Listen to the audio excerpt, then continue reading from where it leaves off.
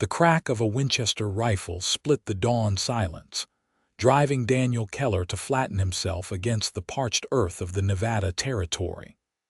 His heart pounded as he peered through the swirling dust, wondering if this would be his last sunrise in the unforgiving desert outside Tonopah. The year was 1876, and Daniel had never expected to find himself in a standoff with an Apache warrior, much less falling headlong into a love that would challenge everything he thought he knew about the world. "I mean no harm," he called out, his voice carrying across the rocky terrain. "I'm just passing through." Another shot ricocheted off a boulder inches from his head, sending fragments of stone skittering across the ground. Daniel's palms grew sweaty against the smooth wood of his own rifle.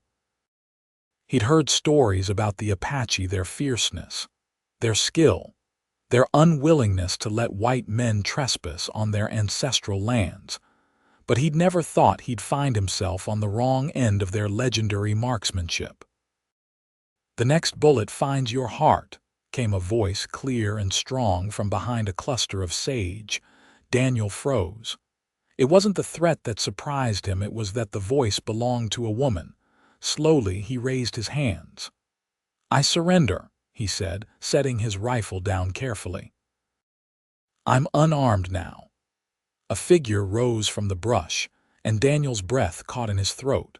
She was tall and lithe, with obsidian hair that fell past her shoulders in thick waves.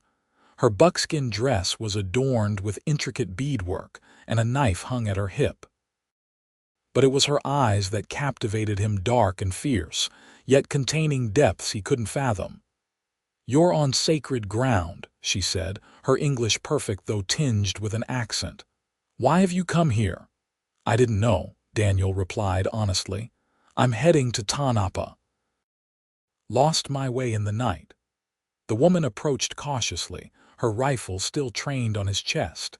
She couldn't have been more than 25, but her eyes held the wisdom of someone far older. "My name is Daniel Keller," he offered, hoping conversation might decrease his chances of dying. "I'm a blacksmith by trade, looking to set up shop in Tonopah." She studied him for a long moment. "I am Honovi," she said finally. "Honovi Kinlicheeny." "Pleased to meet you, Miss Kinlicheeny," Daniel said, attempting a smile despite the rifle still pointed at his heart. "Though I wish it were under different circumstances." Something flickered across her face, perhaps amusement, perhaps curiosity. "You are not like other white men who come here." "How so?" "You have not yet tried to shoot me," she said simply. Daniel couldn't help but laugh, a short, nervous sound. "I don't make a habit of shooting at people who haven't wronged me, regardless of who they are." Honovi lowered her rifle slightly, but kept her gaze steady. "The sun rises. You should continue to Tonopah before the heat becomes unbearable." "You're letting me go?" Daniel asked, surprised. "This time," she answered. "But do not return to this place. It is where our ancestors rest." Daniel nodded, retrieving his rifle slowly. "I understand. Thank you for your mercy." As he turned to leave, Honovi spoke again. "The town is that way." She pointed west. 2 hours' ride. Daniel tipped his hat. "Much obliged, Miss Kinlicheeny." He mounted his horse, an old chestnut gelding named Rusty, and cast one last glance at the Apache woman. She stood like a sentinel against the rising sun, proud and unbending. Something about her tugged at him, a feeling he couldn't quite name. "Perhaps we'll meet again," he called back. "Perhaps," she replied, her expression unreadable. "Though if we do, I hope you will have learned to watch where you're going." Daniel smiled despite himself and urged Rusty forward, toward Tonopah and whatever awaited him there. Little did he know that this encounter would set in motion events that would change the course of his life forever. Tonopah, nestled in the heart of Nevada territory, was exactly what Daniel had expected: a dusty mining town teeming with fortune seekers, outlaws, and hardworking folk just trying to make a living. The silver mines had brought a rush of people from all corners of the country, and the town had sprung up almost overnight. Wooden buildings lined the main street, and the constant clang of mining equipment provided the town's heartbeat. Daniel found the blacksmith shop easily enough. Old Fergus MacGregor had advertised for someone to buy him out, and Daniel had jumped at the opportunity. At 32, he was tired of drifting from town to town, fixing horseshoes and wagon wheels. He wanted roots, a place to belong. "You must be Keller," Fergus said, extending a calloused hand. He was a barrel-chested Scotsman with a beard that reached his chest and eyes crinkled from years of squinting into the forge. "'Bout time you showed up." "Got a bit sidetracked," Daniel admitted, shaking the man's hand. "Met an Apache woman who nearly blew my head off." Fergus's bushy eyebrows shot up. "You encountered Honovi and lived to tell the tale. Consider yourself fortunate, lad." "You know her?" Daniel asked, surprised. "Everyone around these parts knows of her," Fergus replied, leading Daniel into the shop. The familiar smell of coal and hot metal greeted him, making him feel instantly at home. "Her father was a great chief before he was killed by the cavalry. She's been guardian of their sacred grounds ever since." Daniel absorbed this information, the image of Honovi's fierce eyes still vivid in his mind. "She spared me, said I wasn't like other white men," Fergus chuckled. "High praise coming from her." He gestured around the shop. "Well, this is it. Nothing fancy, but it's served me well for 15 years. Arthritis in my hand says it's time to retire." Daniel looked around appreciatively. The forge was well maintained, the tools organized and cared for. It was more than he could have hoped for. "I'll take it," he said, pulling out the bank draft he'd prepared. Fergus smiled. "Good man. I'll show you the ropes this week, introduce you to the regulars. Then my wife and I are heading to California. Her sister's out there." For the next few days, Daniel worked alongside Fergus, learning the rhythms of Tonopah's blacksmithing needs. The miners needed tools repaired, the ranchers needed horseshoes, and everyone seemed to need something fixed. It was honest work, and Daniel took pride in it. But at night, as he lay in the small room behind the shop that was now his home, his thoughts drifted to Honovi. There was something about her that he couldn't shake, a dignity, a strength that had nothing to do with the rifle she'd pointed at him. On his 5th day in town, Daniel was hammering out a horseshoe when a hush fell over the shop. He looked up to find Honovi standing in the doorway, her presence commanding the space. She wore the same buckskin dress, but her hair was braided now, adorned with a single eagle feather. "Miss Kinlicheeny," Daniel said, setting down his hammer. "What brings you to town?" Honovi surveyed the shop, her eyes taking in every detail before landing on him. "I need repairs," she said, holding up a metal trap. "For hunting." Daniel took the trap, examining the broken spring. "I can fix this. It'll take about an hour," she nodded. "I will wait." The other customers shuffled out, casting curious glances at the Apache woman as they left. Rumors about Honovi abounded in Tonopah, that she was a witch, that she could speak to animals, that she had killed dozens of white men. Daniel suspected none of them were true. "You can sit if you like," he offered, gesturing to a bench. Honovi remained standing, watching as he returned to the forge.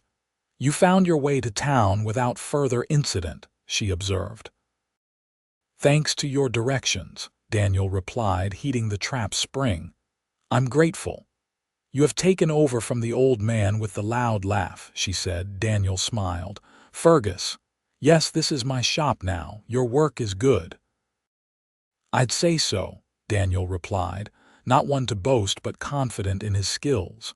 "Been smithing since I was 14. Honovi approached the workbench, examining the various items Daniel had crafted. Her fingers traced a delicate iron candle holder, appreciating the craftsmanship. "Why Tonopah?" she asked suddenly. Daniel considered the question as he worked the hot metal. Needed a place to settle. Heard there was opportunity here. Most who come seek silver, she said skeptically. I've never had much luck with gambling or get-rich-quick schemes, Daniel admitted. I prefer work I can count on, day in and day out. Honovi watched him work in silence for a while, her presence less intimidating than it had been in the desert but no less powerful. The trap is for rabbits, she said finally. Our hunting grounds grow smaller each year. The white man's cattle graze where buffalo once roamed. Daniel nodded, understanding the subtext of her words. The expansion of settlements and ranches was pushing native peoples further and further from their traditional lands. That can't be easy, he said, choosing his words carefully.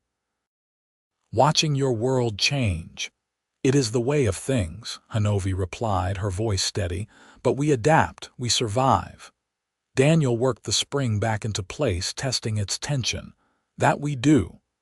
When he finished the repair, he handed the trap back to Honovi. She reached for a small pouch at her waist, but Daniel shook his head. No charge, he said. Consider it an apology for trespassing on your sacred ground.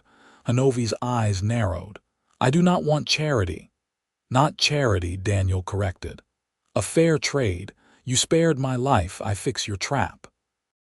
After a moment's consideration, Honovi nodded, accepting his terms. A fair trade, she agreed. She turned to leave, then paused at the door. You do good work, Daniel Keller. Before he could respond, she was gone, leaving Daniel staring after her, the echo of his name on her lips lingering in the air. In the weeks that followed, Daniel established himself as Tanapa's new blacksmith. His reputation for quality work and fair prices spread quickly, and he found himself busier than expected. But despite his success, he couldn't forget Honovi. The next time she appeared at his shop, it was early morning, before any other customers had arrived. She brought with her a beautiful bow, its wooden frame cracked. This was my father's, she said, handing it to Daniel. Can you strengthen it without changing it? Daniel examined the bow carefully. It was exquisitely crafted, with intricate carvings along its length. I can reinforce it with thin metal bands, he suggested. They'll be nearly invisible but will hold it together. Honovi nodded. How long? I'll need to take measurements, craft the bands specifically for this bow. 3 days. 3 days, she agreed. I will return. This time, when she left, Daniel felt a strange emptiness in the shop. He set aside his other work to focus on Honovi's bow, determined to do justice to such a meaningful artifact. True to her word, Honovi returned exactly 3 days later. Daniel had spent extra hours on the bow, creating delicate silver bands that hugged the wood's contours while providing the necessary strength. He'd polished the silver to a dull finish so it wouldn't catch the sun and alert prey. When he presented the bow to Honovi, her usual stoic expression gave way to genuine surprise. It is beautiful, she said, running her fingers over his handiwork. You have honored my father's bow. It was an honor to work on it, Daniel replied honestly. I've never seen craftsmanship like this. This time, Honovi insisted on payment. She placed a small leather pouch on his workbench. Inside, Daniel found not coins but a perfectly shaped arrowhead carved from obsidian. This is too valuable, he protested. It is a fair price, Honovi insisted. Among my people, an arrowhead like this represents protection. May it serve you well. Daniel closed his fingers around the arrowhead, feeling its smooth edges. Thank you. Honovi studied him for a moment longer than necessary. You are different, Daniel Keller. So I've been told, he replied with a half-smile. As summer turned to autumn, Honovi's visits to the blacksmith shop became more frequent. Sometimes she brought items for repair tools, cookware, once a silver bracelet that had belonged to her mother. Other times, she simply appeared, watching Daniel work for a while before departing without explanation. The townspeople noticed. Whispers followed Daniel whenever he walked through town, speculation about his relationship with the Apache, which ranged from the curious to the downright offensive. "Don't pay them any mind," advised Hannah Lee, the owner of Tanapa's general store and one of the few people who'd been genuinely welcoming to Daniel. "Small towns breed small minds." "I'm not concerned with gossip," Daniel told her, though the hostility directed at Honovi bothered him deeply. "Well, you should be at least a little concerned," Hannah warned. "Sheriff Thompson's been asking questions about your friendship with the Indian woman." Daniel frowned. "There's no law against doing business with the natives." "No written law," Hannah agreed, her expression serious. "But there are those who think there should be." Daniel took Hannah's warning to heart, but he couldn't bring himself to turn Honovi away when she appeared at his shop the following week. This time, she brought no broken items, no excuse for her visit. "The first snow will come early this year," she said by way of greeting. "How can you tell?" Daniel asked, setting aside the horseshoe he'd been shaping. "The squirrels have gathered more nuts than usual. The deer have moved to lower ground." She walked around the shop, examining Daniel's latest projects. "Your people do not read such signs." "My people rely too much on almanacs and not enough on observation," Daniel agreed. He hesitated, then added, "Some in town have noticed your visits here." Honovi's expression didn't change. "Does this concern you?" "Not for myself," Daniel clarified, "but I worry they might cause trouble for you." A hint of a smile touched Honovi's lips. "I have faced worse than the disapproval of townsfolk." Daniel couldn't help but smile in return. "I don't doubt it." They fell into a comfortable silence, the kind that had become familiar between them over the past months. Daniel returned to his work, aware of Honovi watching him, her presence a strange comfort in the hot, cramped shop. "Your hands create beauty from raw metal," she observed after a while. "It is a rare gift." Daniel glanced up, surprised by the compliment. "Thank you. My father taught me that blacksmithing isn't just about strength, it's about understanding the nature of what you're working with." "A wise man, your father." "He was," Daniel agreed, a familiar sadness washing over him. "He died in the war, fighting for the Union." Honovi nodded, understanding in her eyes. "My father died defending our people from those who would take what little we had left." The parallel wasn't lost on Daniel, two children who had lost their fathers to violence, to the endless conflicts that shaped their world. "Sometimes I wonder if there will ever be peace," he admitted. "Real peace, not just the absence of fighting." "There is peace in moments," Honovi said softly. "Like this one." Their eyes met across the forge, and Daniel felt something shift between them, a recognition, perhaps, of the unlikely bond they had formed. The moment was shattered by the shop door banging open. Sheriff Thompson stood in the doorway, his hand resting ostentatiously on his holster. He was a tall man with a weathered face and cold eyes that had seen too much violence. "Afternoon, Keller," he said, his gaze fixed on Honovi. "Miss Kinlicheeny." Daniel straightened, wiping his hands on his apron. "Sheriff, what can I do for you?" "Just making my rounds," Thompson replied, stepping into the shop, "making sure everything's appropriate." The implication hung heavy in the air. Daniel felt a surge of anger but kept his voice even. "I'm just finishing up some repairs. Nothing inappropriate about honest work." Thompson's eyes narrowed. "You know, there's been talk about your frequent customer here. Some folks are uncomfortable with Indians coming and going freely in town." "Last I checked, there's no law against who I do business with," Daniel said firmly. "No law," Thompson agreed, echoing Hannah's words from earlier, "but there are expectations of community conduct." He turned his attention to Honovi. No offense meant, miss, but your people have their places and we have ours. Honovi met his gaze unflinchingly. The land you stand on was my people's long before it was yours, Sheriff. I go where I please on it. The tension in the room could have been cut with a knife. Daniel stepped forward, positioning himself subtly between Honovi and the sheriff. If there's nothing else, Sheriff, I have work to finish before sundown. Thompson held his ground for a moment longer, then tipped his hat. Just some friendly advice, Keller. Be careful about the company you keep. Tanapa's a welcoming town, but that welcome can be revoked. After he left, Daniel released a breath he hadn't realized he was holding. I'm sorry about that. Honovi's expression remained impassive. His words mean nothing to me.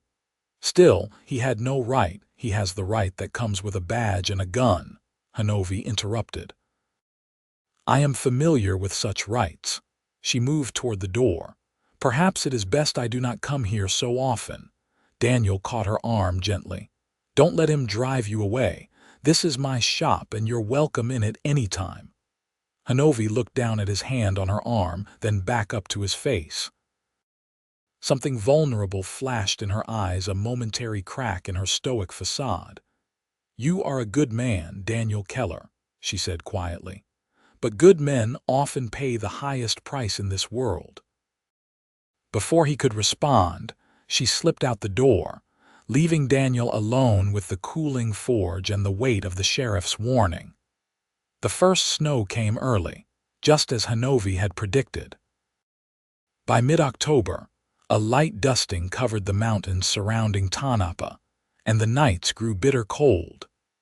Daniel found himself adding extra wood to the forge not just for work, but to keep his small living quarters warm.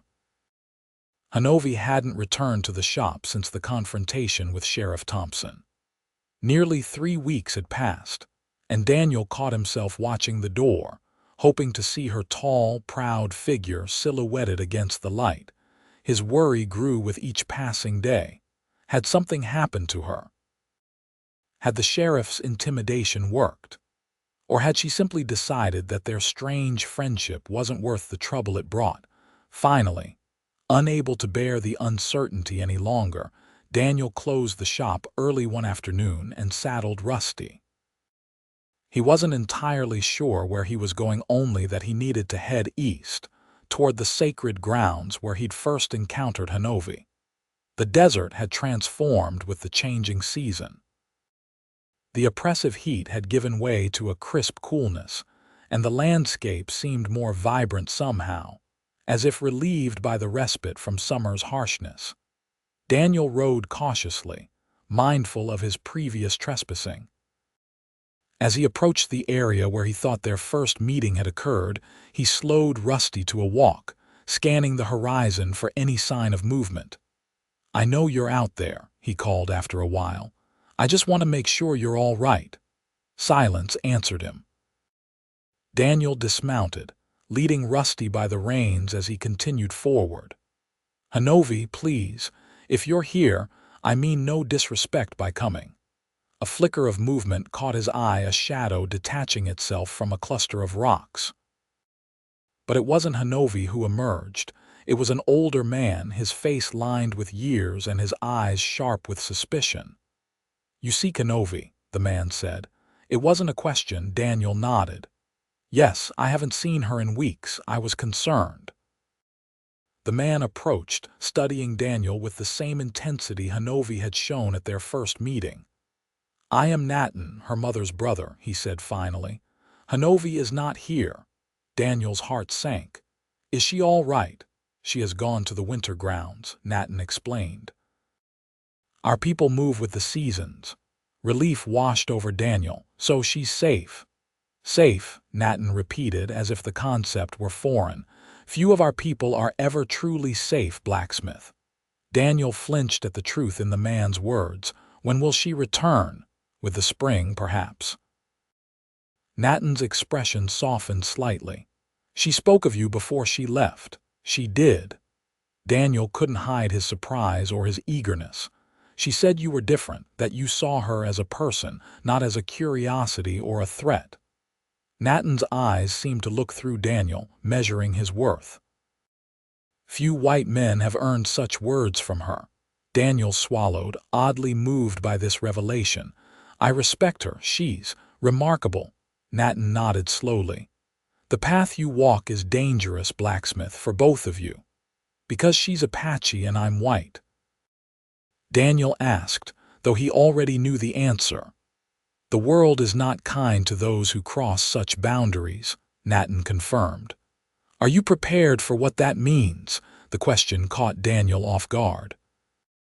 Until this moment, he hadn't fully acknowledged to himself what his feelings for Honovi might be or where they might lead. But faced with Nathan's direct inquiry, he found he couldn't deny the truth. I don't know what the future holds, Daniel replied honestly.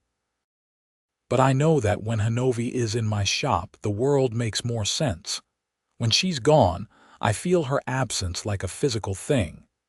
Nathan considered this, his weathered face revealing nothing of his thoughts. Return to your town, Daniel Keller. Winter is no time for new beginnings. Will you tell her I came looking for her? Daniel asked. When I see her again, yes. Nathan turned to leave, then paused. 1 year, blacksmith. If your heart remains true for 1 year, perhaps there is hope. With that cryptic statement, he disappeared among the rocks, leaving Daniel to wonder what test he had just been set and what prize awaited if he passed it. Winter descended on Tanapa with a vengeance. Heavy snows isolated the town for days at a time, and the temperature plummeted to bone-chilling lows. But the mines kept operating, and so did Daniel's forge, providing a warm haven for those seeking refuge from the cold. Business slowed with the weather, giving Daniel time to work on personal projects. He found himself crafting delicate pieces of silver jewelry, earrings, bracelets, and pendants inspired by the designs he'd seen on Honovi's clothing. Each piece was an exercise in patience and precision, qualities he'd never had to develop as a traditional blacksmith. Hannah Lee stopped by one frigid afternoon, warming her hands by the forge. "Those are beautiful," she remarked, examining a pair of silver earrings Daniel had just finished. "Planning to expand your business?" Daniel shrugged. "Just experimenting. Keeps my hands busy during the slow times." Hannah's knowing smile suggested she didn't quite believe him. Would these experiments happen to be for a certain lady friend who's been conspicuously absent lately? Daniel felt heat rise to his face that had nothing to do with the forge. "I don't know what you mean." "Of course not," Hannah agreed, her eyes twinkling. She picked up one of the earrings, admiring how the silver caught the light. "You know, not everyone in town shares the sheriff's views. Some of us believe people should be free to choose their own paths and their own companions." Daniel looked up, surprised by her directness. "That's a dangerous opinion to voice these days." "Perhaps," Hannah acknowledged, "but dangerous times call for courageous voices." She set the earring down carefully. "My husband was Paiute, you know. We had 10 good years together before the consumption took him." "I didn't know," Daniel said softly. "I'm sorry for your loss." Hannah's smile turned sad. "The point is, it wasn't easy. We faced plenty of judgment, even hatred. But I never regretted a single day with him." She reached across the workbench and squeezed Daniel's hand. "Don't let fear make your decisions for you, Daniel. Life's too short for that." After Hannah left, Daniel sat for a long time, turning her words over in his mind. He hadn't admitted to himself just how deeply his feelings for Honovi ran, or how much the prospect of seeing her again in the spring had become the beacon guiding him through the long winter nights. 1 year, Nathan had said. If his heart remained true for 1 year. But what did that mean? A year from their first meeting. A year of proving himself worthy somehow. The questions plagued him as winter slowly gave way to spring. The snow retreated from the valleys. Wildflowers began to dot the landscape, and Daniel found himself watching the eastern horizon whenever he had a spare moment, waiting for a sign. It came on an unusually warm day in early April. Daniel was shoeing a rancher's horse when he felt a presence at the shop door. He looked up, and there she was, Honovi, standing tall and proud in the spring sunlight, her hair longer than he remembered, her eyes just as piercing.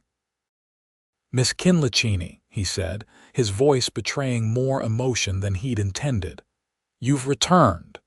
"The winter grounds were cold this year," she replied, as if no time had passed since their last conversation. "We lost several elders."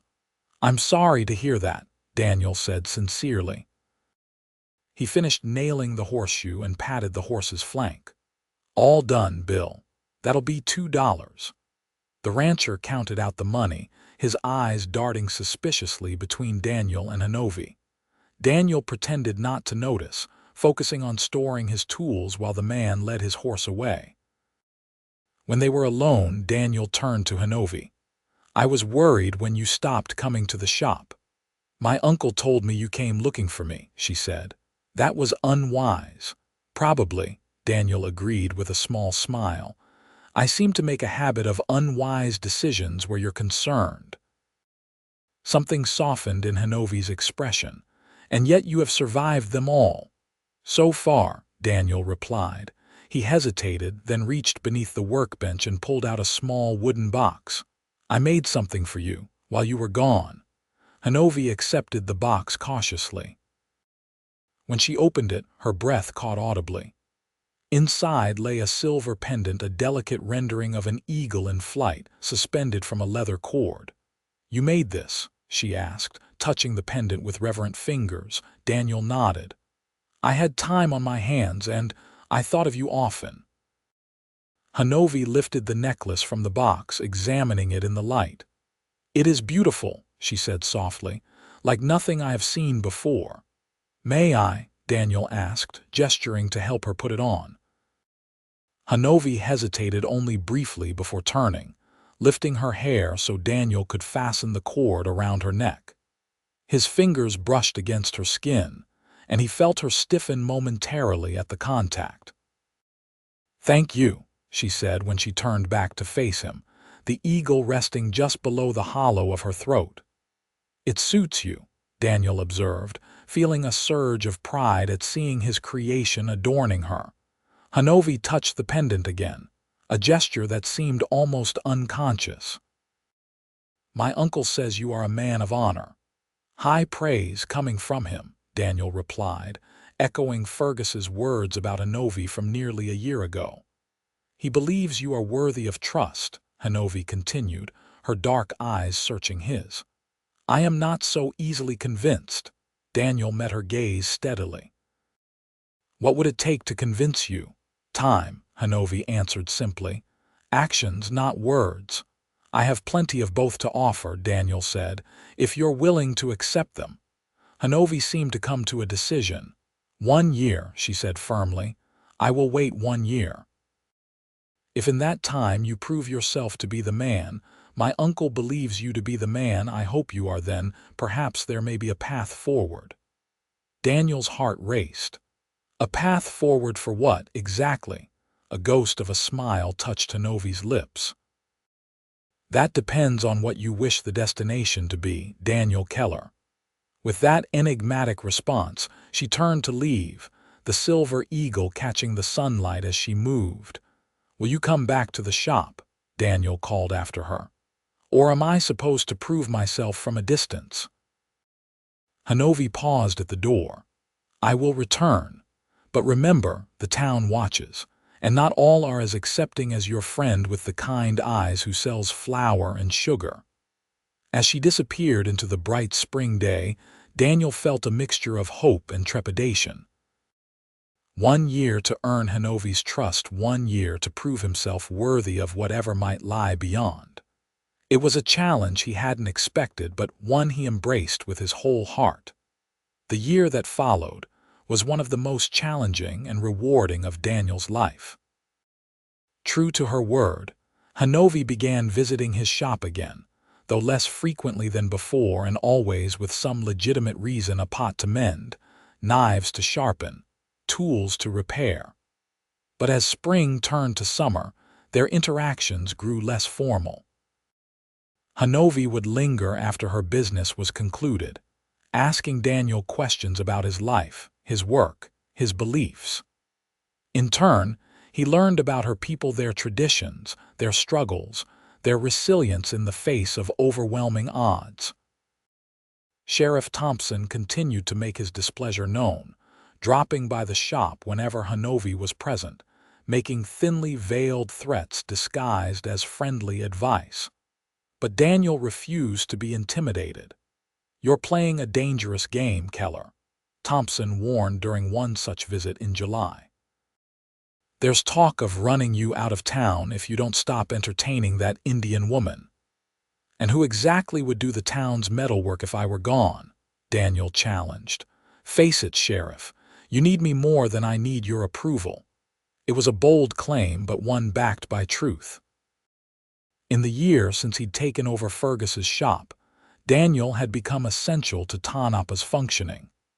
The miners needed his skills for their equipment, the ranchers for their livestock, the townspeople for their everyday repairs. Few were willing to sacrifice that convenience for the sake of racial prejudice. Not everyone disapproved either. Hannah Lee remained a steadfast ally, and over time, others began to follow her example. Mrs. Patterson, the schoolteacher, would nod politely to Honovi when their paths crossed. Old Doc Jenkins sought Honovi's knowledge of medicinal plants, forming an unlikely partnership that saved several lives during a summer fever outbreak. Small gestures of acceptance that meant everything in a world determined to keep them apart. One scorching August afternoon, Honovi arrived at the shop with a different kind of request. "My people need water," she said without preamble. "The creek that feeds our summer camp has dried up and the nearest water source is too far for daily travel." Daniel frowned, concerned. "That's serious." "What can I do to help? You understand metal and how it can channel water," Honovi explained. "Could you create something to bring water from the mountain spring to our camp?" It was a complex problem, one that would require not just metalworking but engineering knowledge. "I'd need to see the layout of the land," Daniel said thoughtfully. "How far is the spring from your camp?" "Half a day's walk," Honovi replied. "Too far to carry enough water for all our needs." Daniel considered the challenge. "I think I could design a system of pipes that would redirect some of the spring water. It wouldn't be easy and I'd need help to install it." "My people will help," Honovi assured him. "But can you leave your shop for several days?" It was a significant commitment both in time and in making his allegiance to Honovi's people publicly known. But Daniel didn't hesitate. "Let me make arrangements. We can leave the day after tomorrow." The journey to the Apache summer camp was a revelation for Daniel. Traveling with Honovi through the Nevada wilderness, he saw the landscape through her eyes not as a harsh, unforgiving terrain, but as a living entity, full of resources for those who knew how to find them. "This plant purifies water," she explained, showing him a scraggly herb with tiny white flowers. "And this one stops bleeding when crushed and applied to a wound." Daniel absorbed her knowledge eagerly, marveling at the depth of her connection to the land. "How do you remember all of this?"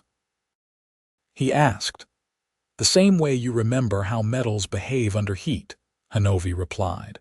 "Through observation, practice, and the wisdom passed down by those who came before." The Apache camp was nestled in a protected valley, a collection of Wikiup's dome-shaped dwellings made of branches and brush arranged in a loose circle. Children played among the structures, women worked on various tasks, and men maintained weapons and tools. All activity ceased when Daniel and Honovi arrived. Dozens of eyes turned to stare at the white man in their midst, expressions ranging from curiosity to outright hostility. Nathan emerged from one of the larger wickiups, his weathered face breaking into a smile at the sight of his niece. He embraced Honovi briefly, then turned to Daniel with appraising eyes. "The blacksmith returns," he said in English, "this time invited." Daniel nodded respectfully. "Thank you for allowing me into your camp." Nathan addressed the gathered Apache in their language, presumably explaining Daniel's presence.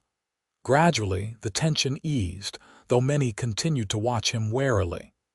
"Come," Nathan said to Daniel. "You must see the spring and understand our need." The next several days were among the most educational of Daniel's life. He worked from sunrise to sunset, first surveying the distance between the mountain spring and the camp, then designing a system of hollow logs and metal pipes that would channel the water down the slope. The Apache men helped him fell trees and hollow them out, while Daniel crafted metal connectors that would join the sections. It was exhausting, meticulous work, complicated by the language barrier and the inherent challenges of the terrain. Throughout it all, Honovi was by his side, translating his instructions, offering suggestions, and working just as hard as any of the men. Daniel found himself in awe of her strength and determination. "Your people are lucky to have you," he told her as they paused to rest on the third day of work. Honovi shook her head. "It is I who am lucky to have my people. Without community, what are we?" It was a profound question, one that made Daniel reflect on his own solitary existence. Since his father's death, he had drifted from town to town, never putting down roots, never forming the kind of bonds that anchored Honovi so firmly to her people. "I've never really belonged anywhere," he admitted. "Not since I lost my father." Honovi's expression softened. "And yet you help us, who are not your people, not your responsibility." "Maybe I'm trying to find my place," Daniel suggested, "or create it." The look that passed between them in that moment was charged with unspoken meaning. Daniel felt a pull toward Honovi that transcended physical attraction, a recognition of something essential, something true. On the fifth day, they completed the water system. When the first stream of clear mountain water flowed into the collection basin at the edge of the camp, a cheer went up from the gathered Apache. That night, the camp celebrated with a feast. Daniel was given a place of honor beside Nathan, and for the first time, he was treated not as an outsider but as a welcome guest. Children who had hidden from him days before now approached curiously, touching his beard and asking questions in broken English. As night fell and the celebration continued around the fire, Honovi found Daniel sitting slightly apart from the others, watching the stars emerge in the vast desert sky. "You have brought life to my people," she said, sitting beside him. "Water is sacred to us." "It was my honor to help," Daniel replied sincerely. "I've learned more in these few days than in months of working in my shop." Honovi was silent for a moment, the firelight playing across her features. "You asked once what path might lie ahead for us," she said finally. "I begin to see it more clearly now." Daniel's heart quickened. "And what do you see?" "Two rivers, separate but flowing in the same direction." Honovi's voice was soft, almost musical in the night air. "Perhaps in time they might join and become something greater than either alone." It was the closest she had come to acknowledging the growing bond between them. Daniel reached out slowly, giving her time to pull away if she wished, and took her hand in his. Her fingers were calloused from work, strong and sure as they intertwined with his own. "I'd like that," he said simply. They sat together beneath the desert stars, hands joined, as the celebration continued around them, two souls finding common ground in a world determined to keep them apart. When Daniel returned to Tonopah after his time at the Apache camp, he found the town abuzz with rumors about his absence.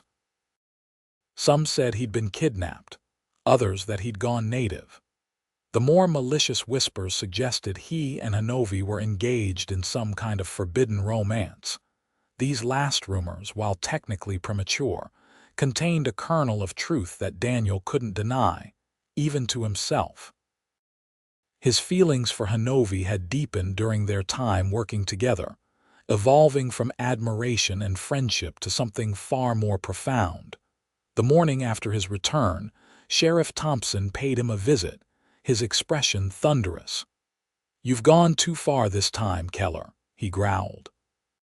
Spending days with those savages, helping them establish a permanent camp closer to town. Daniel continued working the bellows, keeping the forge at the proper temperature. "They're not savages, Sheriff. They're people trying to survive, same as anyone." "They're a threat to decent folks," Thompson insisted. "And you're aiding them." Daniel set down his tools and faced the lawman squarely. "I built a water system so women and children wouldn't have to walk miles in the desert heat. If that's aiding the enemy in your book, then I guess I'm guilty." "This isn't about water, and you know it," Thompson said, lowering his voice. "It's about you and that Apache woman. People are talking, Keller, saying things that would make most men reach for their guns." Daniel felt a cold anger settle in his chest. "Let them talk. And let them come to me directly if they've got something to say." Thompson shook his head. "You're a fool playing with fire. There are those in this town who remember the Apache raids of '68. They lost family, friends. They haven't forgotten, and they won't stand by while you consort with the enemy." "The war's over, Sheriff," Daniel replied evenly. "And Honovi's people had nothing to do with those raids. They were peaceful then, same as they are now." "Tell that to the Lynch family," Thompson shot back. "Their farm was burned to the ground, their children slaughtered. By different Apache from different bands years ago," Daniel countered. "You can't hold an entire people responsible for the actions of a few." Thompson's eyes narrowed. "Just watch yourself, Keller. My job is to keep the peace in Tanapa, and right now, you're the biggest threat to that peace I can see." He turned to leave, then added over his shoulder, "And if that woman knows what's good for her, she'll stay away from town for a good long while." The threat was unmistakable. After the sheriff left, Daniel slammed his hammer down on the anvil in frustration, sending a shower of sparks into the air. The tension that had been building for months was reaching a breaking point, and he feared for Honovi's safety if she continued to visit him openly. That night, he made a decision. If he couldn't see Honovi in town without putting her at risk, he would have to find another way. The year she had asked him to wait was nearly half over, and he wouldn't let Thompson or anyone else prevent him from proving himself worthy of her trust. The next day, Daniel closed the shop early and rode out to the place where the desert met the foothills neutral ground between Tanapa and the Apache territory.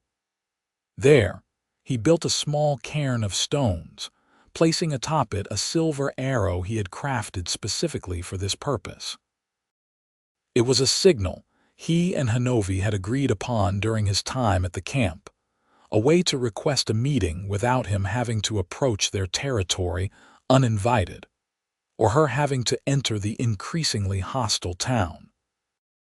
3 days later, as Daniel worked alone in his shop, a shadow fell across the threshold. He looked up, expecting a customer, but found Nathan standing in the doorway instead. "Honovi received your message," the older man said without preamble. "She cannot meet you as you asked." Daniel's heart sank. "Is she all right?" "She is well," Nathan assured him. "But there have been riders near our camp, white men with rifles who watch from the ridges. It is not safe for her to travel alone now." Daniel felt a surge of anger at this new development. "Thompson," he muttered. "He's trying to keep us apart." Nathan nodded gravely. "The hatred runs deep in some hearts, too deep for reason to reach." "What can I do?" Daniel asked, frustration evident in his voice. I can't let them win. I can't let them dictate who I can see, who I can. He stopped himself before completing the thought. Nathan's weathered face creased in a knowing smile. Who you can love, he suggested gently. Daniel didn't deny it. Yes. The older man considered him for a long moment. There is a place where our people gather to trade with friendly whites, a canyon 3 days' ride north of here. In 2 weeks' time, Honovi will be there with others from our band. He described the location in detail. If you were to arrive for trading purposes, no one would question your presence. It was a solution not perfect but workable. Daniel would have to close his shop for several days, but it was a small price to pay for the chance to see Honovi again. Thank you, he said sincerely. I'll be there. Nathan turned to leave, then paused. The path you and my niece walk is not an easy one, blacksmith. There will be those on both sides who oppose your union. I know, Daniel acknowledged, but some things are worth fighting for. Nathan studied him with those penetrating eyes that seemed to see straight to Daniel's soul. Yes, he agreed finally. Some things are. The 2 weeks that followed were some of the longest of Daniel's life. He worked feverishly to complete all outstanding orders, explaining to his regular customers that he would be traveling to Carson City for supplies and would be gone for at least a week. Only Hannah Lee knew the truth. Be careful, she warned as she helped him gather provisions for the journey.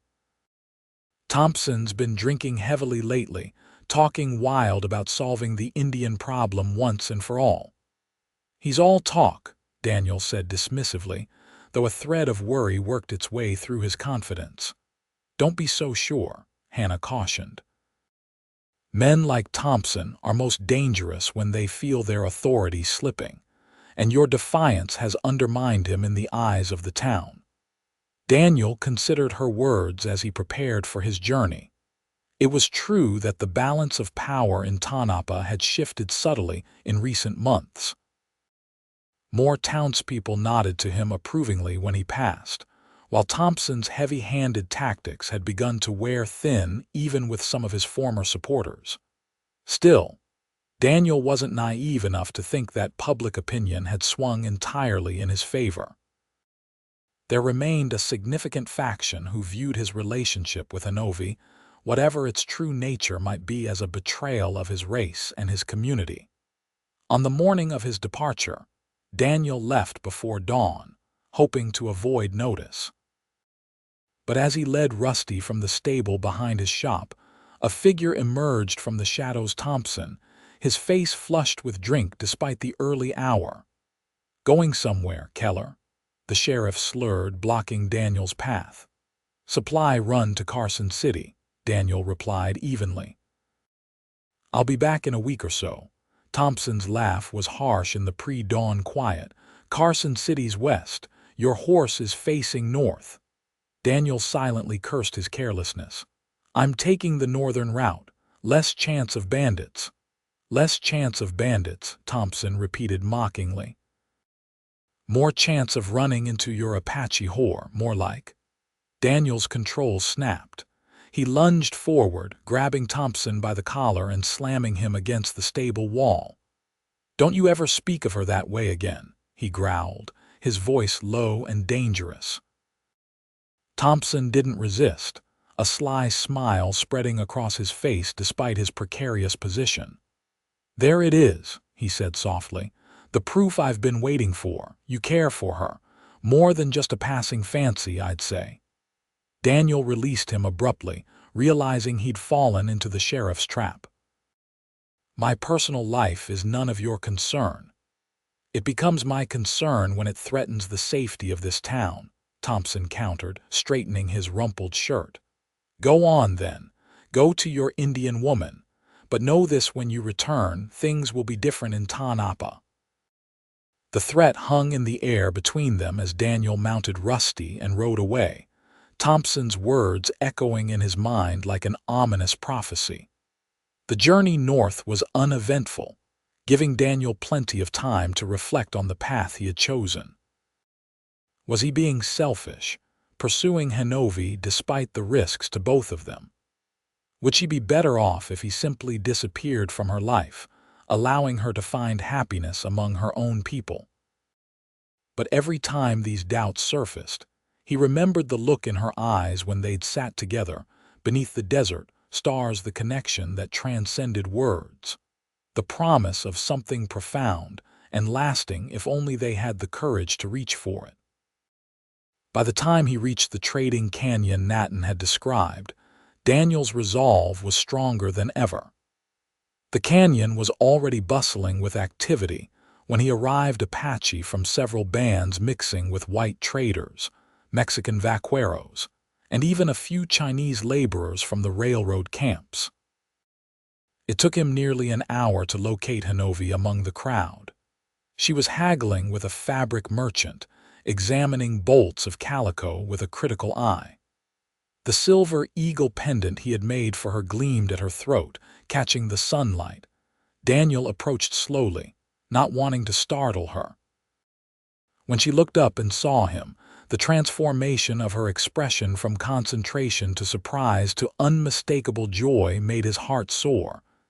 "You came," she said simply when he reached her side. "I said I would," he replied. "Did you doubt me?" "No," Honovi answered, and the certainty in her voice filled Daniel with pride. But the way is not always clear, even when the destination is desired.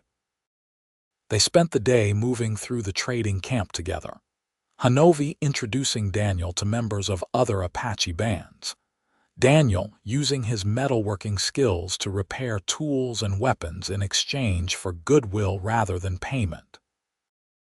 As the sun began to set, Honovi led Daniel to a quiet spot overlooking the canyon, away from the bustle of the trading camp. They sat side by side on a flat rock, watching as the desert was painted in shades of gold and crimson by the dying light. "I have missed our conversations," Honovi admitted, breaking the comfortable silence that had settled between them. "As have I," Daniel replied. "The shop feels empty without you there watching me work." Honovi smiled, a rare, full smile that transformed her face. "You have grown accustomed to my scrutiny then." "I've grown accustomed to you," Daniel corrected gently.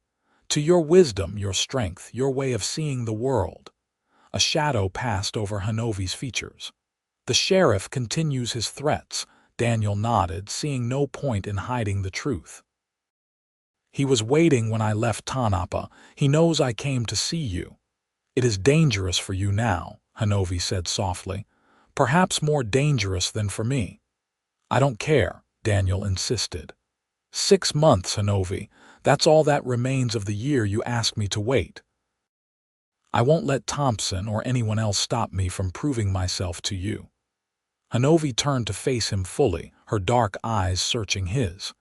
"You have already proven yourself, Daniel Keller, with every choice you have made, every stand you have taken." Daniel's breath caught. "Does that mean?" "It means," Honovi said carefully, "that my heart recognizes yours as its equal, but the world we live in is not ready for what that might mean." "Then we'll make it ready," Daniel replied with a confidence he wasn't entirely sure he felt. "Or we'll find our own place, away from those who would keep us apart." Honovi reached out, touching his face with gentle fingers. "You speak of leaving all you have built, your shop, your reputation, your place in the white man's world." "None of it means anything without you," Daniel said, capturing her hand in his. "I love you, Honovi. I think I have since the moment you held me at gunpoint in the desert." A laugh escaped her, a sound so rare and beautiful that Daniel felt his heart might burst from hearing it. "An unusual beginning for a love story," she observed. "We're unusual people," Daniel replied with a smile. The sun had nearly disappeared behind the western mountains, casting long shadows across the canyon. In the fading light, Honovi's face was solemn once more. "The remaining months of waiting are not just for you to prove yourself to me," she explained. "They are for both of us to be certain of the path we choose, For once taken, it cannot be easily abandoned. Daniel understood her caution. Marriage between whites and Native Americans wasn't just frowned upon in some territories, it was explicitly illegal. They would face opposition from both their communities, perhaps even violence. "I understand," he said, "and I'll respect your timeline, but know this: my heart is decided." It has been for some time. As darkness fell over the canyon, they rejoined the trading camp, where fires had been lit and a mood of celebration prevailed. For one night at least, the divisions between their peoples seemed less insurmountable, the future less daunting. When Daniel departed for Tanapa 2 days later, he carried with him a small deerskin pouch Honovi had given him. Inside was a lock of her hair interwoven with threads of red, white, and black colors that held special significance to her people. "A reminder," she had said, "that part of me travels with you always." The return journey passed quickly, Daniel's mind filled with plans and possibilities. By the time Tanapa appeared on the horizon, he had decided to begin making preparations for a future that might require him to leave the town behind. But as he rode down the main street, an unusual stillness struck him. The typical bustle of the mining town was absent, and those few people visible on the boardwalks watched his approach with wary eyes. Daniel reined Rusty to a stop outside Hanalee's general store, unease growing in his stomach. The store was closed despite it being midday, the shutters drawn tight against the world. A voice called his name, and Daniel turned to see Doc Jenkins hurrying toward him, his medical bag clutched in one hand. "Thank God you're back," the doctor said, his face grave. "There's been trouble, Daniel." "Bad trouble? What happened?" Daniel demanded, dismounting quickly. "Thompson and his deputies," Jenkins explained, his voice low. "They rode out to the Apache camp 3 days ago claiming they were searching for stolen cattle. There was a confrontation, shots fired. 2 Apache men were killed and several others wounded." Daniel's blood ran cold. "Honovi, Nathan, I don't know," Jenkins admitted. "I was only called out after the fact when Thompson's men brought back their own wounded. But there's more, Daniel. The town's divided. Some support Thompson's actions, see it as long overdue. Others are outraged, calling it murder plain and simple." "And my shop?" Daniel asked, though he already suspected the answer from the black scorch marks visible on the building's facade. Jenkins shook his head sadly. "Someone tried to burn it down the night after the raid. Hannah and I, along with a few others, managed to save most of it, but your living quarters are destroyed." Daniel closed his eyes briefly, absorbing the shock. Then a more urgent thought struck him. "I need to find Honovi, make sure she's all right." "You can't go out there now," Jenkins protested. "Thompson's men are watching the trails. They're saying the Apache will retaliate for their dead. The whole territory could erupt into war." But Daniel was already remounting Rusty. "I have to try." Jenkins grabbed Rusty's bridle. "Listen to me. Hannah's been sheltering someone at her place, a young Apache man who was in town when the raid happened. He might have news." Hope flared in Daniel's chest. "Take me to him." Hannah's face when she opened her back door to Jenkins's knock was a study in relief and concern. "Daniel," she breathed. "Thank heaven you're safe." She ushered him inside, where a young Apache man sat at her kitchen table, his arm bound in a sling. Daniel recognized him as one of the younger members of Honovi's band Takoda. He thought the name was. "You know what has happened?" Takoda asked without preamble. Daniel nodded grimly. "Doc Jenkins told me. What of your people? Is Honovi safe?" "Nathan." "Honovi lives," Takoda confirmed, and Daniel felt a wave of relief so powerful it nearly brought him to his knees. "But Nathan." The young man's eyes filled with grief. Nathan stood before the sheriff, unarmed, asking for peace. The sheriff shot him down like a dog. Daniel felt as though he'd been punched in the stomach. Nathan, who had supported them, who had seen the possibility of a future where their peoples could coexist, gone, murdered by a man consumed with hatred. And the others, he asked, his voice barely above a whisper. Keem also died. Many more wounded. Takota's expression hardened. Our people have moved to the high country where the white man's horses cannot easily follow, but there is talk of war now. The young men cry for vengeance. And Honovi, what does she say? Takota studied Daniel with knowing eyes. She speaks for peace, even after her uncle's blood soaked the earth. She says more death will not honor his memory. She's right, Daniel said firmly. Thompson wants a war. He's been pushing for one for months. Hannah, who had been listening silently, spoke up. The town council is meeting tonight to discuss Thompson's actions. Many are questioning whether he had any right to lead that raid. If enough stand against him, he could lose his badge. That won't bring back Nathan, Daniel said bitterly. Or prevent more bloodshed if the Apache choose retaliation. No, Hannah agreed, but it might be a start toward justice. She placed a hand on Daniel's arm. You need to be at that meeting, Daniel. Your voice carries weight now, especially with those who have seen how you treat the Apache with respect. Daniel looked from Hannah to Takota, torn between his desire to ride immediately to find Honovi and the recognition that he might do more good by staying to influence the town's response. When is the meeting? He asked finally. Sundown, Hannah replied. At the schoolhouse. Daniel nodded decisively. I'll be there.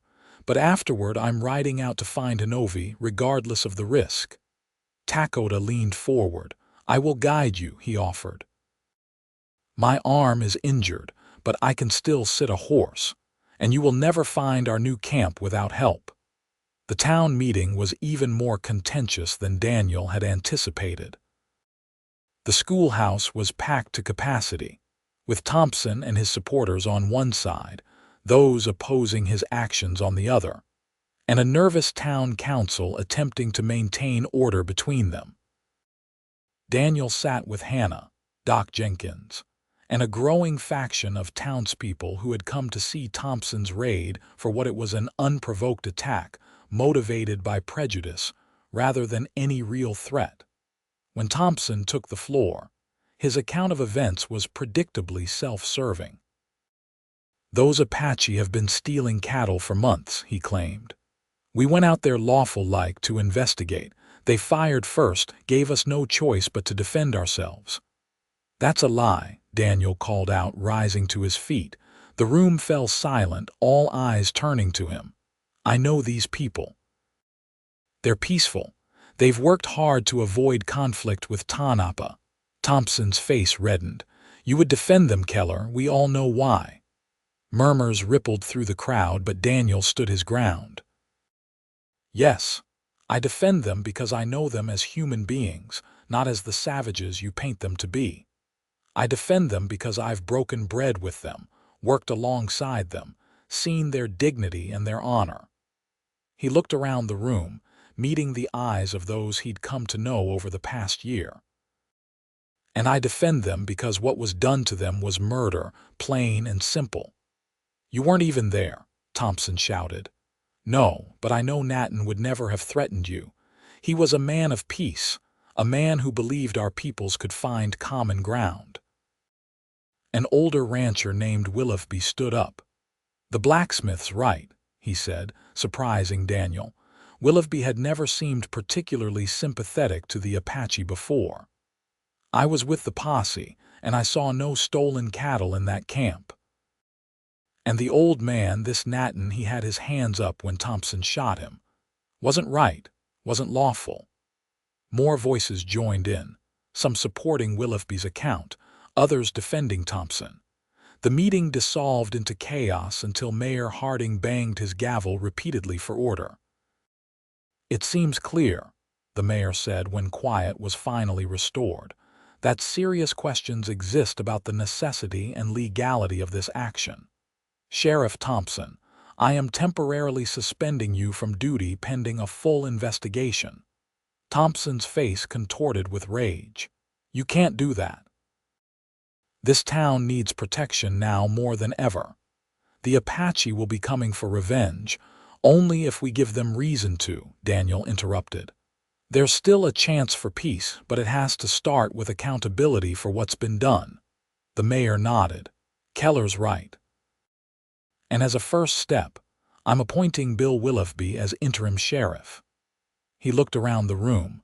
Furthermore, I propose we send a delegation to the Apache to express our regret for what happened and to seek a peaceful resolution. Thompson stormed out, followed by a handful of his most loyal supporters. But the majority remained, hammering out the details of the peace delegation. Daniel was unanimously chosen to lead it, along with Doc Jenkins, whose medical skills would be offered to tend the wounded, and Willoughby, representing the new town authority. As the meeting broke up, Hannah approached Daniel, her expression solemn. "You're doing the right thing," she said. "But be careful, Thompson won't take this lying down." "I know," Daniel acknowledged. "We'll leave at first light. The sooner we reach the Apache, the better chance we have of preventing further bloodshed." That night, as Daniel camped with Takota in the hills outside town, preparing for their journey the next day, he found himself reflecting on the strange turn his life had taken since that first encounter with Honovi almost a year before. He had come to Tanapa seeking roots, stability, a place to belong. Instead, he had found a love that transcended boundaries and a purpose that went beyond his trade. "You think of her," Takota observed from across the campfire. Daniel nodded. "Is it that obvious?" "Your eyes see something far away," the young Apache replied. "Something precious." "She is precious," Daniel agreed. "More than I can say." Takota studied him thoughtfully. "Among my people, it is said that the Creator places certain souls together, like stars in a constellation. Even when they seem far apart, they form a pattern that is meant to be." "You believe that?" Daniel asked. "I believe that love which survives great obstacles has special strength," Takota said. "Like a tree that grows from rock, its roots run deeper, its trunk stands stronger against the wind." Daniel touched the deerskin pouch that hung around his neck, feeling the weight of Honovi's token within. "I hope you're right," he said softly. "For all our sakes." Dawn broke clear and cold over the Nevada desert as Daniel, Doc Jenkins, and Willoughby prepared to depart. Takota, his arm still in a sling but his spirit undaunted, would guide them to the Apache's new camp high in the mountains. They had just mounted their horses when the sound of approaching riders drew their attention. Daniel's hand went instinctively to his rifle, but he relaxed when he recognized Hannah at the head of a small group from town. "We're coming with you," she announced, her tone brooking no argument. "A larger delegation shows greater sincerity." Daniel smiled, touched by the show of support. With each passing hour, it seemed, the tide was turning in Tanapa. People who had once viewed the Apache with suspicion now questioned their own assumptions, opened themselves to new possibilities. The journey to the Apache camp was arduous. Takota led them along game trails and narrow passes, following routes that would conceal their approach from any who might be watching. By mid-afternoon, they had climbed deep into the mountains, where the air was thin and the terrain treacherous. "We are close now," Takota said as they rounded a bend in the trail. "They will have seen us coming." As if to confirm his words, a group of mounted Apache warriors appeared on the ridge above them, rifles raised and ready. "Stay calm," Daniel advised the others. "Let me handle this." He rode forward slowly, hands raised to show he carried no weapon. "I am Daniel Keller," he called out. "I come seeking Honovi Kinlicheeny. We bring a message of peace from Tanapa." One of the warriors spurred his horse down the slope, approaching Daniel with wary eyes. It was Apache, one of the young men Daniel had worked with on the water system. "Daniel Keller," Apache acknowledged. "Why should we trust any white man after what was done to our people?" "Because not all white men are the same," Daniel replied steadily. "Just as not all Apache are the same. Those responsible for the raid have been stripped of power. We come to make amends if such a thing is possible." Apache considered this, then nodded curtly. "Follow me, but your weapons stay here." The delegation complied, leaving their guns under the guard of 2 warriors while the rest escorted them up the steep trail to the camp. It was smaller than the summer camp. Daniel had visited just a collection of temporary shelters nestled in a protected hollow. Women paused in their work to watch the visitors pass. Children were quickly ushered into tents, and the men stood guard, their expressions hostile.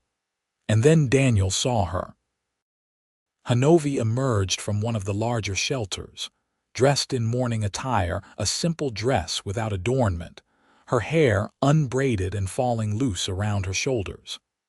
Despite the solemnity of her appearance, the sight of her made Daniel's heart leap. She saw him at the same moment, her eyes widening in surprise.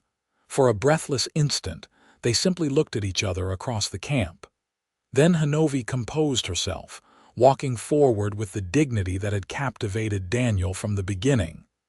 "Daniel Keller," she said formally. "Why have you brought these people to our hiding place?" Daniel dismounted, approaching her with respect. "We come seeking peace, Honovi. The town of Tonopah disavows the actions of Sheriff Thompson. He has been removed from his position." Murmurs ran through the gathered Apache at this news. Honovi's expression remained guarded, but Daniel could see the flicker of hope in her eyes. "Words are easy," she said. "What guarantees do you offer that such an attack will not happen again?" Daniel turned, gesturing to his companions. "Doc Jenkins has come to tend your wounded.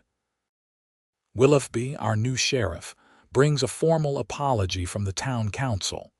And Hannah Lee brings supplies, food, medicine, blankets for the coming winter." Honovi studied each member of the delegation in turn. "And what do you bring, Daniel Keller?" she asked softly. Daniel met her gaze squarely. "I bring my heart," he said simply, "and a promise that I will stand with your people, whatever may come." Something in Honovi's composure broke then, a crack in the facade of strength she had maintained for her people's sake. Daniel saw grief and exhaustion in her eyes, but also a fierce determination that humbled him. "My uncle believed in peace between our peoples," she said, her voice carrying to all present. "Even as he died with white men's bullets in his body, he spoke of a future where Apache and white could live as neighbors, perhaps even as family." She looked around at her people. "I would honor his vision. I would give peace a chance to grow where hatred has taken root." A murmur of discussion spread through the Apache, not all of it approving. An older woman stepped forward, Honovi's aunt, Daniel remembered. "The blood of my husband cries out for justice," she said in halting English. "How can there be peace without justice?" Willoughby dismounted, approaching the woman with his hat in his hands. "Madam," he said respectfully, "I can't bring your husband back, nothing can do that, but I give you my word that Thompson will face trial for what he did. That's justice as my people understand it. And if your justice fails—" The woman challenged. "If he goes free?" It was a fair question, and one for which Willoughby had no easy answer. Daniel stepped forward. "Then I will personally ensure he never harms another of your people," he said, the gravity of his promise clear to all. "Whatever it takes." Honovi looked at him sharply, recognizing the depth of his commitment. Then she nodded, turning to address both her people and the delegation from Tonopah. "We will consider your offer of peace," she announced. "While we deliberate, you may make camp nearby. Doctor, you may tend our wounded." The others will remain under guard." As the delegation was led away, Honovi touched Daniel's arm, holding him back. "Walk with me," she said quietly. They moved away from the camp, following a narrow path that wound around the mountainside. Neither spoke until they reached a small plateau overlooking the vast expanse of desert below. "I feared you were among the dead," Daniel admitted, finally giving voice to the terror that had gripped him since hearing of the raid. "When Jenkins told me what happened." "I was gathering herbs when the shooting began," Honovi explained, her voice hollow with remembered horror. "By the time I returned, it was over." "Natin," her voice broke, and Daniel reached for her instinctively. She came into his arms without resistance, her body trembling with suppressed grief. Daniel held her, offering what comfort he could in the face of such loss. "I'm so sorry," he whispered against her hair. "So very sorry." After a moment, Honovi pulled back, wiping away the few tears that had escaped her control. "His last words were of you," she said. "He told me to find you, that together we might build the bridge he had dreamed of." Daniel's throat tightened with emotion. "He was a wise man. I'll miss his counsel, as will I." Honovi gazed out over the landscape that had been her people's home for countless generations. "What happens now, Daniel? If peace is achieved, what becomes of us?" The question encompassed so much more than the immediate future. It was about them, about the possibility they had been circling for nearly a year. "That depends," Daniel said carefully, "on whether you believe I've proven myself worthy of your trust." Honovi turned to him, her dark eyes serious. "You rode into an Apache camp alone, unarmed, to seek peace after your people had killed mine. You stood against your own sheriff to defend us. What more proof could I require?" Daniel took her hands in his. "Then I ask you again, as I did at the trading post, what path do you see for us now?" "A difficult one," Honovi answered honestly, "but one we need not walk alone." She squeezed his hands. "The year is not quite complete, but I believe we have been tested enough by fate. My heart is yours, Daniel Keller, if you still wish it to be." Joy surged through Daniel, so powerful it momentarily took his breath away. "I do wish it," he said when he could speak. "More than anything in this world." Their first kiss was gentle, tentative, a bridge being built between two worlds. When they parted, Honovi's eyes held a mixture of happiness and trepidation. "Our peoples may never fully accept us," she cautioned. "Then we'll make our own place," Daniel replied. "Somewhere between your world and mine, where we can live according to our own hearts." The sun was setting as they made their way back to the camp, painting the mountains in hues of gold and crimson. Daniel felt a sense of rightness, of coming home, that transcended the uncertainty of their future. The Apache Council debated long into the night, weighing the delegation's offer of peace against the call for vengeance that echoed in many hearts. Daniel sat with Honovi throughout, offering his perspective when asked, but largely allowing her to guide her people toward a decision. In the end, it was Honovi's aunt, the widow of Natin, whose words tipped the balance. "My husband lived for peace," she said, her lined face solemn in the firelight. "Let him not have died for war." With that, the matter was decided. Peace would be given a chance, tentative though it might be. The delegation from Tanapa would return with an agreement. The Apache would refrain from retaliation if Thompson was brought to justice, and if their rights to certain hunting grounds were formally recognized. As dawn broke over the mountain camp, Daniel and Honovi stood apart from the others, their hands intertwined as they watched the first light of day touch the peaks around them. "What will you do now?" Honovi asked. "Return to your shop in Tanapa." Daniel shook his head. "My shop was damaged in my absence. But more importantly, I don't think I can live in Tanapa anymore, not with the memories of what happened, not with the division that still exists there." Honovi nodded, understanding. "And my people must move on as well. This place is too exposed, too vulnerable. I've been thinking, Daniel said slowly. There's a valley I passed through on my way to Tanapa last year, fertile land, with a good water source, halfway between the white settlements and the traditional Apache territories. It would be a good place for a trading post, a place where our peoples could meet in peace. A place where we could make our home, Honovi suggested, a smile touching her lips. Exactly, Daniel agreed, lifting her hand to press a kiss to her palm. A new beginning for both of us. The return journey to Tanapa was marked by a cautious optimism. The peace agreement, though fragile, represented a first step toward healing the breach between the communities. Daniel rode beside Honovi, their shared future now a tangible possibility rather than a distant dream. Thompson was indeed brought to trial for the murder of Nathan. The proceedings were contentious, with the former sheriff maintaining to the end that he had acted in self-defense. But the testimony of his own deputies, along with that of witnesses like Willoughby, eventually led to his conviction. He was sentenced to 20 years in the territorial prison, a verdict that, while it could not bring Nathan back, at least provided a measure of justice. As summer turned to autumn once more, Daniel and Honovi stood together on a hillside overlooking the valley they had chosen for their new home. The trading post was taking shape below them, a sturdy building of logs and stone that would serve as both business and residence. Already, a few other structures had begun to appear nearby. Hannah Lee had sold her store in Tanapa and was establishing a new one here. Doc Jenkins rode out twice a week from town to provide medical care. A handful of Apache families, including Takoda and his young wife, had set up their wickiups on the eastern edge of the valley. It was the beginning of something new, not quite a town, not quite a reservation, but a place where differences were respected and common ground was cherished.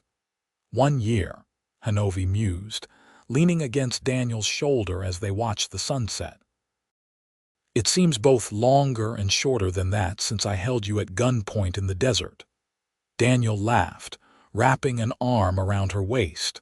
Best thing that ever happened to me, being threatened by an Apache warrior woman. And the best thing that ever happened to me was a stubborn blacksmith who refused to be intimidated. Honovi replied, turning in his embrace.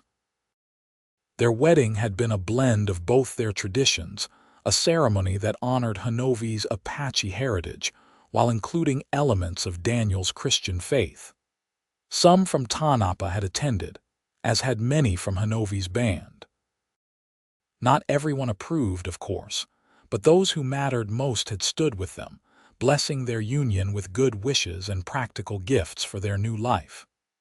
You remember what your uncle said to me that day when I asked about you at the sacred grounds? Daniel asked, brushing a strand of hair from Honovi's face. What did he say? She asked, leaning into his touch. 1 year, blacksmith. If your heart remains true for 1 year, perhaps there is hope. Daniel smiled at the memory. He knew even then what might grow between us. He saw the pattern of our stars, Honovi agreed, recalling Takoda's words. Even when we were too close to see it ourselves. As darkness fell, they made their way back to the trading post hand in hand. The building was nearly complete, with just a few finishing touches needed before winter set in. The forge Daniel had installed was already operational, filling the air with the familiar smells of coal and hot metal. Inside, Honovi had created a home that honored both their heritages. Apache blankets alongside a rocking chair Daniel had crafted, traditional pottery next to iron cookware from his forge. But the true treasure of their home was the sense of peace that pervaded it, a sanctuary they had created together against all odds, a place where love had transcended the boundaries of race and prejudice. I will wait 1 year, Honovi quoted softly as they stood in the doorway of their home. That was my promise, But the waiting is over now, Daniel Keller. Daniel gathered her into his arms, his heart full to bursting with gratitude for the woman who had changed his life, for the future they would build together. And I promise you this, Honovi Keller, every day from now until my last, I will work to be worthy of your trust, your wisdom, and your love. As they sealed this promise with a kiss, the first stars appeared in the night sky above them, celestial witnesses to a love that had defied a divided world and carved out its own place in the wild heart of the American West.